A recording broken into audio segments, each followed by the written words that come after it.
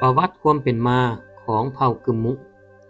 แม่นชนเผ่าหนึ่งที่นอนอยู่ในวงคณญาติแห่งชาติลาวเอกภาพตามการค้นคว้าของนักประวัติศาสตร์หลายประเทศให้รู้ว่าประวัติความเป็นมาของเผ่ากึมมุคล้ายคือกับบรรดาชนเผ่าที่นอนในหมวดภาษามอญภาษาเขมรบรรดาเผ่าเหล่านี้มีเชื้อสายพัวพันกับชนชาติขอม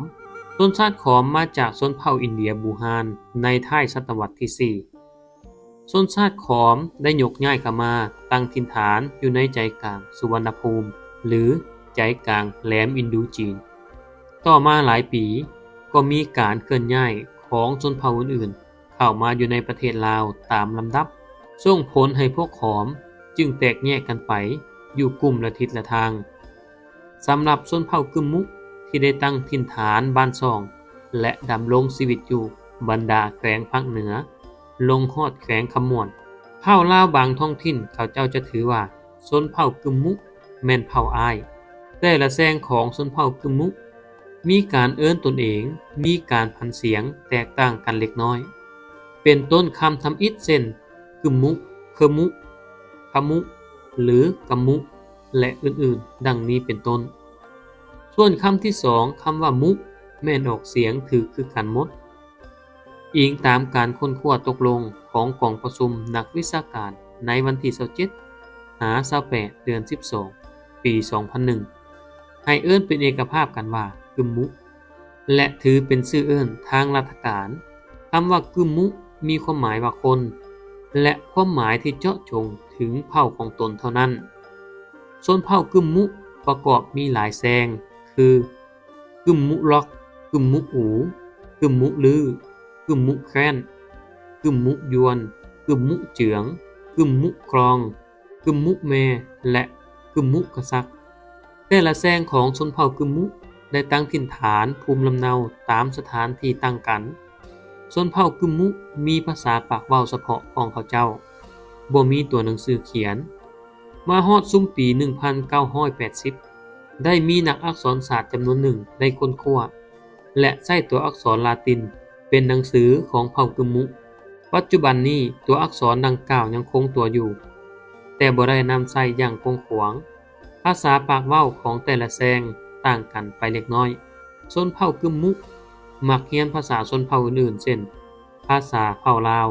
และภาษาบางเผ่าอยู่อ้อมข้างของตนซึ่งคนชนเผ่ากึมมุเป็นคนมักซอกฮู้หำเฮียนดุมันสู่ซนคนกึมมุถือว่าการเรียนรู้ภาษาต่างๆนั้นแม่นมีความเก่งกล้าและดีเลิศลื่นผู้อื่นปัจจุบันชนเผ่ากึมมุแม่นมีอยู่ประเทศเพื่อนบ้านของเฮาเช่นกันเช่นสป.จีนสเวียดนามและราชอาณาจักรไทยเมื่อกล่าวถึงความเป็นมาของเผ่ากึมมุก็ต้องกล่าวถึงชนชาติขอมที่มาจากชนเผ่าอินเดียบูฮานในท้ายศตวรรษที่ 4 ชนชาติขอมได้ยกย้ายมาตั้งถิ่นฐานอยู่ใจกลางสุวรรณภูมิหรือใจกลางแหลมอินดูจีนต่อมาหลายปีก็มีการเคลื่อนย้ายของชนเผ่าอื่นๆเข้ามาอยู่ในประเทศลาวตามลำดับส่งผลให้พวกขอมจึงแตกแยกกันไปอยู่กลุ่มละทิศละทางสำหรับชนเผ่ากึมมุที่ได้ตั้งถิ่นฐานบ้านซ่องและดำรงชีวิตอยู่บรรดาแขวงภาคเหนือของลาวลงฮอดแขวงขมวนนั้นเผ่าลาวบางท้องถิ่นเขาเจ้าจะถือว่าชนเผ่ากึมมุแม่นเผ่าอ้ายเผ่าใหญ่ที่ต้องให้ความเคารพเผ่าอ้ายเนื่องจากเผ่ากึมมุมีความเก่งในหลายๆด้านบ่ย่านเกรงต่อศัตรูหมู่มารมีความกล้าหาญเด็ดเดี่ยวฉลาดหัวไวชนเผ่ากึมมุที่อาศัยกันอยู่หลายสมควรก็คือแขวงอุดมไซที่พากันตั้งถิ่นฐานบ้านซ่องและดำรงชีวิตอยู่แขวงอุดมไซแม่นอยู่ผู้ดอยเส้นเขตจอมอ๋องจอมจังแต่ละแซงของชนเผ่ากึมมุปากเว้ามีความเข้าใจกันดีแต่หากมีการพันเสียงแตกต่างกันชนเผ่ากึมมุที่อยู่แขวงอุดมไซมีภาษาปากเว้าเป็นของตนเองบ่มีตัวหนังสือเขียนของชนเผ่าตนเองภาษาปากเว้าของชนเผ่ากึมมุจัดเข้าในกลุ่มภาษาปากเว้าของมอญเขมรความเชื่อถือฮีตของประเพณีและวัฒนธรรมสังคมของชนเผ่ากึมมุความเชื่อถือของชนเผ่ากึมมุ แม่นเคารพนับถือบรรพบุรุษของตนเองมาตลอดอยู่ในเฮือนของชนเผ่ากึมมุจะมีห้านผีที่ชนเผ่ากึมมุเคยเอิ้นหาเวลาเฮ็ดพิธีเลี้ยงผีเฮือนคือผีพ่อแม่ผีปู่ย่าตายายซึ่งถือว่าแม่นผีบรรพบุรุษที่ศักดิ์สิทธิ์นอกจากนั้นชนเผ่ากึมมุยังนับถือผีบ้านผีเมืองผีฟ้าผีแถนผีป่าผีดงและผีที่ชนเผ่ากึมมุย่านที่สุดและย่านกว่าหมู่แม่นผีปอบแต่มาฮอดปัจจุบันนี้ชนเผ่ากึมมุจำนวนหนึ่งได้หันมาเชื่อถือศาสนาต่างๆชนเผ่ากึมมุส่วนหลายแม่นสืบทอดเชื้อสายตระกูลทั้งพ่อถ้าแม่หญิงได้แต่งดองมีครอบครัวแล้วต้องไปอยู่กับพ่อปู่แม่ย่าในกรณีครอบครัวทางฝ่ายหญิงมีความจำเป็นและยุ่งยากเฮือนบ่มีผู้ชายหรือว่าลูกสาวเดียวผู้ชายต้องมาเป็นเขยสู่ตลอดชีวิตและชนเผ่ากึมมุบูชามี2ประเภทตัวสัตว์และต้นพืชคือสัตว์ที่ชาวกึมมุให้ความเคารพคือตระกูลเสือตระกูลหงินตระกูลนกสอนลอกนกตั้งล่อส่วนพืชแม่นตระกูลผักกูดเพื่อแสดงความเคารพนับถือและบูชาต่อตระกูลของตนชนเผ่ากึมมุมักคาลัมบ่ฆ่าบ่จับบ่บายและบ่กินประเภทที่เป็นตระกูลของตนเด็ดขาดลักษณะเฮือนของชนเผ่ากึมมุคนมาเฮือนมีแต่อยู่ห้องนอกบ่อนุญาตให้เข้าห้องทางในของพ่อของแม่เด็ดขาดในเฮือนของเผ่ากึมมุห้ามบ่ให้นอนขวางเฮือนอย่างเด็ดขาดมีแต่คนตายจึงนอนขวางเฮือนในเฮือนของเผ่ากึมมุแม่นบ่อนุญาตให้แบกหรือหามตัวสัตว์และใบไม้เขียวเข้าเฮือนมีแต่เวลาเฮ็ดผีเฮือนและพิธีกรรมต่างๆจึงมีสิทธิ์เอาขึ้นเฮือนได้ในรอบ1 ปีชนเผ่ากึมมุมีฮีตของประเพณีเฮ็ดบุญปลดปีภายหลังสำเร็จบุญดังกล่าวแล้วชนเผ่ากึมมุมักจะมีฮีตของซ่อมแปลงเฮือนเก่าและปลุกเฮือนใหม่มีฮีตของบุญขึ้นเฮือนใหม่อย่างม่วนซื่นคึกคืนมีเหล้าไหไก่โตหมูงัวและควายค่ากินตามเงื่อนไขของแต่ละครอบครัวเป็นหลักด้านศิลปะวรรณคดีของชนเผ่ากึมมุแม่นอุดมสมบูรณ์ที่สุดแต่ละแซงของเผ่ากึมมุล้วนแต่มีเสียงขับลำของตนเอง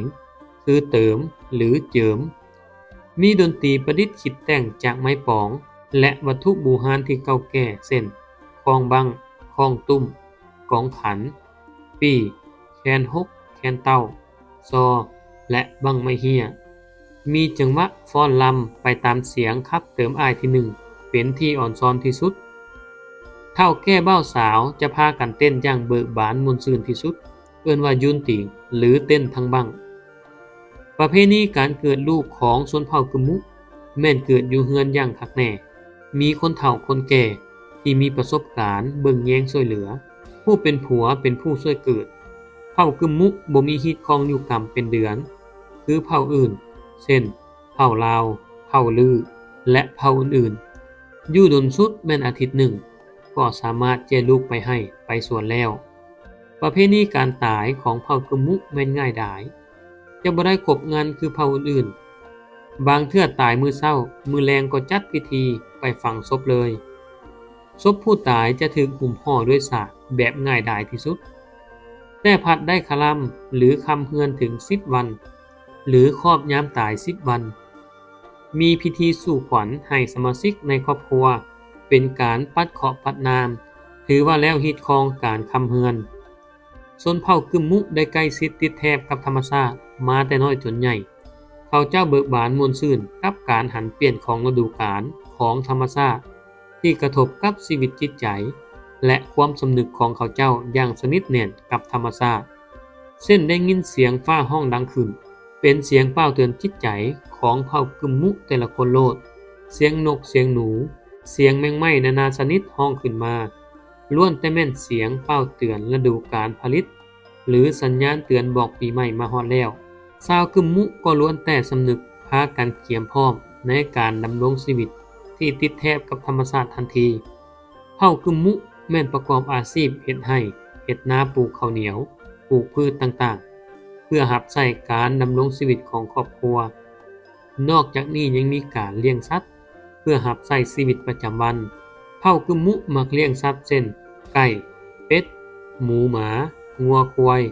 แบะและสัตว์อื่นๆ นอกจากนี้ยังซอกเก็บเครื่องป่าของดงเพื่อแลกเปลี่ยนเป็นสินค้าอยู่ท้องตลาด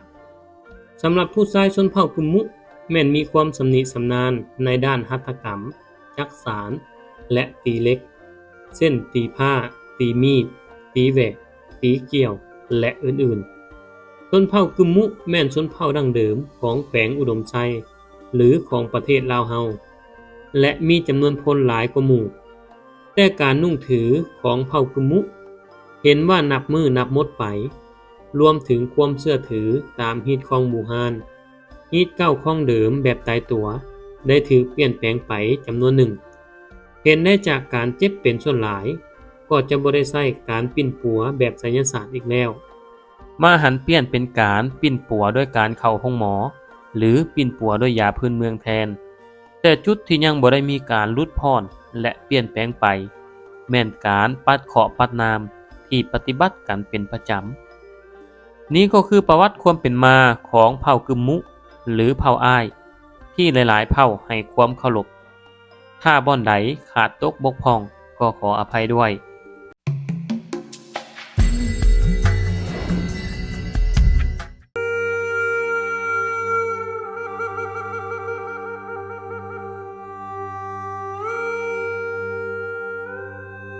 ประวัติความเป็นมาพระธาตุนางลาว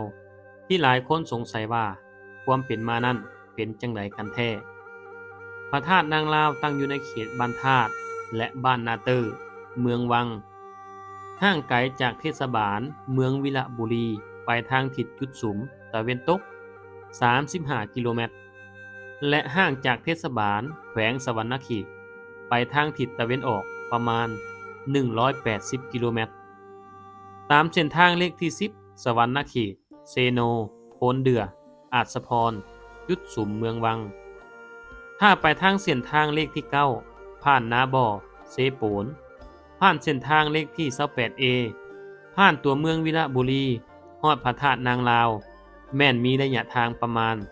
280 กิโลเมตรในวันที่17 สิงหาปี 2017พระธาตุนางลาวได้ถูกรับรองเป็นมรดกวัฒนธรรมระดับท้องถิ่นตามข้อตกลงเลขที่1261และกำลังเสนอเป็นมรดกแห่งชาติก่อนที่พวกเราจะเข้าใจที่ไปที่มาของพระธาตุนางลาวต้องกล่าวถึงเมืองวังอั่งคำอยู่ในต้นรัชกาลของเจ้าอนุวงศ์มหาราชระหว่างปีคศ1805เมืองแสนเมืองจันทน์พร้อมด้วยเสนามนตรีได้ตกลงกันแต่งตั้งคณะผู้แทนนำขัน5ขัน8ขึ้นไปนครหลวงเวียงจันทน์เพื่อกราบบังคมทูลขอเสื้อพระวงศ์องค์ใดองค์หนึ่งลงไปช่วยปกครองบ้านเมืองตามราชประเพณีเมื่อทรงทราบดังนั้นแล้วเจ้าอนุวงศ์มหาราชก็ได้มีพระกระแสรับสั่งให้นางคำเภาคนเสื้อสายหลวงพระบางและเป็นนางสนมผู้ที่6ซึ่งเวลานั้นนางกำลังทรงพระคันอยู่ให้ลงไปเมืองวังอั่งคำชั่วคราวถ้าให้ลูกเกิดมาแล้วจึงขึ้นสืบต่อปกครองเมืองแทนก่อนพระนางคำเภาออกเดินทางเจ้าอนุวงศ์ได้ทรงพระราชทานสร้างงานนินเกี่ยวกอดตัวหนึ่งพร้อมด้วยแย่งคำแย่งเงินคันใดคำคันใดเงินแนวละอย่างดาบขันไซ1 ดวงตลอดถึงเครื่องคำของคูณต่างๆอีกด้วยเมื่อเดินทางลงมาฮอดบริเวณบ้านนาทงตุนหรือบ้านนาเตอร์ปัจจุบันแคมฝั่งเซน้อยใกล้ๆกับผาบุญก็ได้ยุดผักเซาสร้างก็กินน้ำอ้อยหนูและก่อเหล้าเมื่อสร้างเดินทางมาเป็นระยะยาวไกลได้กินพืชพันธุ์ธัญญาหารที่อุดมสมบูรณ์มีหลากหลายชนิดสร้างจึงบ่อยากเดินทางต่อไปนางคำเภาจึงตกลงตั้งสำนักอยู่นาทงตุนในเวลาต่อมานางคำเภาก็ได้ประสูติลูกชายสมที่ปรารถนาได้ชื่อว่าเจ้าหุนเมื่อเจ้าหุนโอรสของนางคำเภาใหญ่มาแล้วก็ได้ถูกเชิญขึ้นเป็นเจ้านางเมืองโดยได้เปลี่ยนชื่อว่าเจ้าหานวังน้อยเจ้าหานมีโอรส2 คนคือเจ้าแก้วและเจ้ากาต่อมาเจ้าแก้วก็มีโอรสคนหนึ่งชื่อว่าเจ้ากำ ซึ่งเป็นคนมักซอกเฮียนวิชาอาคมแบบยิงบ่แตกแทงบ่เข้าเพิ่นมีลูก3คนคือเจ้าซูเจ้าหยักและเจ้าขวัญเจ้าหยักเป็นผู้ขึ้นสืบเมืองแทนพ่อเพิ่นมีเมีย7คนเมียผู้ที่4ชื่อเจ้าเต็งมีลูก9คนในนั้นลูกผู้ที่6ชื่อว่าเจ้าหนอคำหรือจานหนอคำและเป็นคนรุ่นที่7นับจากนางคำเภานางสนมผู้ที่6ของสมเด็จเจ้าอนุวงศ์มหาราชวีรกษัตริย์องค์สุดท้ายของอาณาจักรเวียงจันทน์จานหนอคำตั้งบ้านอยู่บ้านนาบ่อเมืองเซโปนเพิ่นแม่นผู้สืบสายเลือดจากสมเด็จเจ้าอนุวงศ์แท้ๆเพราะก่อนที่นางคำเภาจะถูกมอบหมายให้ลงมาปกครองเมืองวังอ่างคำนั้นเพิ่นถือผ้าได้3 เดือนแล้วจึงเว้าได้ว่าอาจารย์หนอคำนี้เป็นเสื้อสายลูกหลานเลนหลอดที่แท้จริงของเจ้าอนุวงศ์เมื่อประสูติลูกแล้วนางคำเภาซึ่งลาวผู้ไทยเอิ้นว่านางลาวย้อนว่าเพิ่นบ่แม่นเสื้อสายเผ่าผู้ไทยในเวลาครองเมืองชั่วคราวเพิ่นก็เริ่มจัดระเบียบการบริหารบ้านเมืองก่อนอื่นเพิ่นได้เว้าถึงการตั้งเมืองให้ถาวรและกำหนดจุดที่ตั้งเขตน้ำแดนดินให้คักแน่ในเบื้องต้นได้ฝังหลักเมืองซึ่งสันนิษฐานว่าคงจะแม่นต่อหน้าผาบุญเขตบ้านนาเตอร์ปัจจุบันโดยเอาไม้เนื้อแข็งมาฝังไว้ชั่วคราวจากนั้นก็ได้จัดพิธีไหว้วอนองค์เทพอารักษ์เจ้าถิ่นเจ้าฐานให้นำพาสร้างงานินเกี่ยวกอดไปตามจุดต่างๆที่จะเป็นเขตแดนบ้านเมืองต่อไปในภายหน้าเมื่อเฮ็ดพิธีบวงสรวงอธิษฐานแล้วก็ได้นำขันขึ้นหัวสร้างพร้อมด้วยนางลาวหรือนางคำเภาขึ้นนั่งเทิงแย่งสร้างเพื่อออกเดินทางในเดือน3ออกไม่3ค่ำแหนใส่ทิศบัวลภาฮอดบ้านน้ำลึกหรือบ้านเมืองหลวงแล้วโค้งไปใส่บ้านห้วยหองบ้านท่งหลวงบัวลภาลัดลงไปหาเซบังไฟเรียบไปทางเมืองมหาไซลัดใส่ตาดห้องเมืองคณิตคอนสารหรือเวิร์น2เวิร์นซิวหรือเอิ้นว่าเวิร์นสอเวิร์นซิวของเซน้อยซึ่งเป็นบ้านศักดิ์สิทธิ์และเป็นเขตแดนระหว่างเมืองไซบัวทองแขวงคำม่วนกับเมืองอัศพรแขวงสวรรณเขตในปัจจุบันจากนั้นก็ข้ามเซน้อยลัดใส่ภูสร้างแห่ข้ามสันภู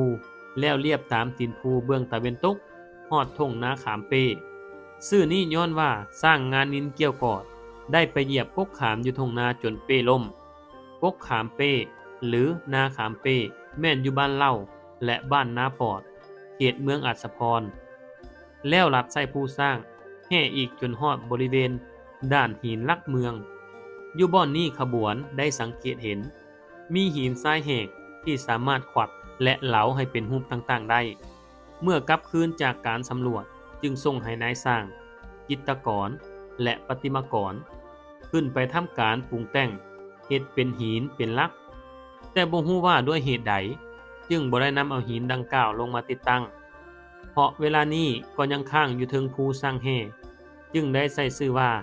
ดายหินลักเมืองมาจนเท่าทุกมื้อนี้ส่วนสร้างก็ยังหักมุมโดยหันหน้าไปทางลวงยาวของภูสร้างแห่กายพระบาทด้านมนผาด่างตัดลงบริเวณบ้านนาทูนากระพุงแดนเมืองวิระบุรีเมืองพีนแล้วขบวนก็เล็งใส่เขตดินทรายไหลแห้งแกงไล่เลยจนฮอดทรายแดนลาวเวียดก็อวยหน้ากลับคืนเป็นอันว่าสำเร็จการสำรวจกำหนดหมายเขตเมืองวังอ่างคำเพื่อระลึกถึงจุดสำคัญที่ศักดิ์สิทธิ์อยู่ในเขตเมืองนั้นเวลาเลี้ยงผีบ้านผีเมืองเจ้ากรรมก็ได้ห้องว่าสาธุสาธุเจ้าผู้ข่าเจ้าท่าดาเจ้าพาบุญทำป้องหนองน้อยหนองหลวงส่วนฮักพักเหงือกหิน3เสาน้ำ9แก้วหินหุบม้าฟ้าหงคำดังนี้เป็นต้นนางลาวหรือนางคำเภาได้นำพาบริหารบ้านเมืองด้วยความปกปุ่มสุ่มเย็นแต่ก็น่าเศร้าใจด้วยความแก่ชราของสร้างงานินเกี่ยวกอดก็เริ่มป่วยโซสุดท้ายก็ล้มขาดใจตายนางลาวพร้อมชาวบ้านชาวเมืองพร้อมกันคุดคุมฝังสร้างพร้อมงานินเกี่ยวกอดแย่งเงินแย่งคำคันใดเงินคันใดคำไว้บ่อนหนึ่งเมื่อฟังแล้วก็มีการก่อทาสขวมชาวบ้านจึงพากันเอิ้นว่าทาสนางลาวแทนที่จะเอิ้นว่า ธาตุสร้างนางลาวประชาชนในท้องถิ่นนั้นได้พร้อมกันถือเอาเดือน3เพ็งวันสร้างตายเป็นมื้อเฮ็ดบุญฉลองธาตุของทุกๆปีตลอดมาส่วนหัวสร้างนั้นได้เอาไปฝังไว้บนอื่นซึ่งห่างจากพระธาตุประมาณ800เมตรในเวลานี้เอื้อนว่าหนองหัวสร้างส่วนธาตุดูกของนางลาวนั้นอยู่ห่างไปทางทิศตะวันออกประมาณ25 กิโลเมตรอยู่ที่เล่าให้เก้าของนางลาวพระธาตุนางลาวแม่นธาตุเดียวในภาคกลางของลาวที่มีศิลปะสถาปัตยกรรมแบบทางเหนือโดยเฉพาะคือกับธาตุรูปองค์หนึ่งอยู่ที่วัดคิรีนครหลวงพระบางในเวลาก่อสร้างธาตุนี้สันนิษฐานได้ว่านางลาวได้ให้สร้างทั้งหลวงพระบางลงมาสร้างเนื่องด้วยว่าเพิ่นเองเป็นคนหลวงพระบางโดยกำเนิดนี่ก็คือประวัติที่มาของธาตุนางลาวถ้าตอนใดขาดตกบกพร่องหรือผิดเพี้ยนก็ขออภัยด้วย